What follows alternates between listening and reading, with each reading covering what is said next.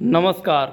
दुनिया इस समय कई तरह के तनाव से जूझ रही है। इसमें युद्ध एक बहुत बड़ी समस्या है। हाल के समय में मिडिल ईस्ट में इजराइल हमास के बीच चल रही जंग ने इस तनाव को बहुत बढ़ा दिया है।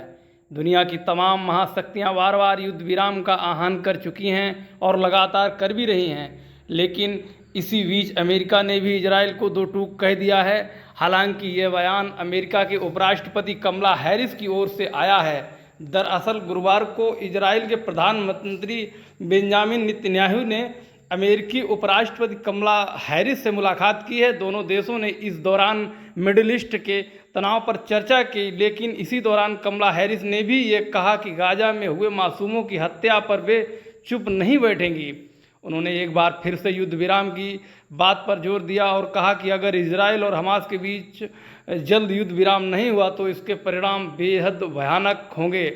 कमला हैरिस ने कहा, गाजा में युद्ध विराम बेहद जरूरी हो गया है। यहाँ लाखों की संख्या में मासूमों की जान पर बनी है और वे भुखमरी के शिकार पर हैं। मैंने हमास के बंधकों के परिवारों से भी मुलाकात की है और उन्हें ढांढस बंधाया है कि वे अकेले नहीं हैं। वे गाजा के लोगों की दिक्कतों को लेकर चुप नहीं रहेंगे। इजराइल को अपने बचाव का अधिकार है, लेकिन अक्टूबर 2023 से जो कुछ अब तक गाजा में हुआ है वो बहुत खतरनाक और विनाशकारी है। गाजा में स्थिति देखने लायक नहीं रही। कमला हैरिस ने कहा कि बच्चों की लाशें देखकर हर कोई परेशान हो जाता है।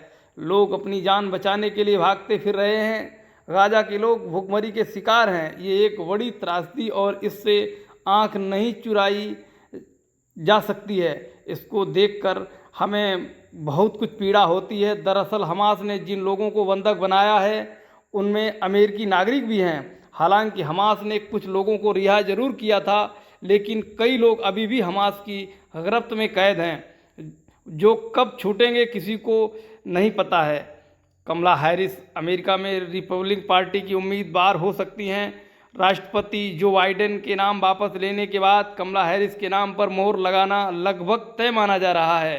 इससे उनके नाम पर मोहर लगने की संभावनाएं और भी प्रबल हो गई हैं। ऐसे में कमला का बतौर उपराष्ट्रपति बेंजामिन नेतन्याहू से मिलना अहम तो है ही, साथ ही चुनावी नज़रिए से भी देखें तो कमला हैरिस का बयान विदेश नीति के लिहाज से अमेरिकी सरकार के स्टैंड को स्पष्ट कर देने वाला नजर आता है कि अमेरिका भले ही इजराइल के साथ। ऐसे में कमला का बतौर राष्ट्रपति बेंजामिन नेतन्याहू से मिलना अहम तो है ही, साथ ही चुनावी नज़रिए से भी देखें तो कमला हैरिस का बयान विदेश नीति के लिहाज से अमेरिकी सरकार के स्टैंड को स्पष्ट कर देने वाला नजर आता है कि अमेरिका भले ही इजराइल के साथ खड़ा हो, लेकिन मासूम लोगों की ज़िंदगी उनके लिए ज़्यादा ज़रूरी भी है।